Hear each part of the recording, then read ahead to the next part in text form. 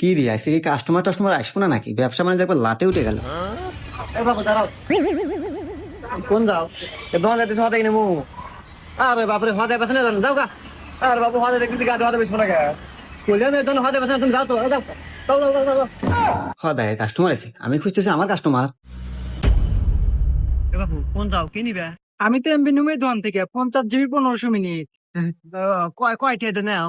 নেই তো রেগুলার 1200 টাকা নেয়। আমি তোমাক 834 টাকায় দেবো। না বাবু রাগ করলা? না রাগ করি নাই, আরো খুশি আছি।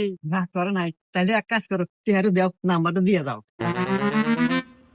এই নেন নাম্বার কও।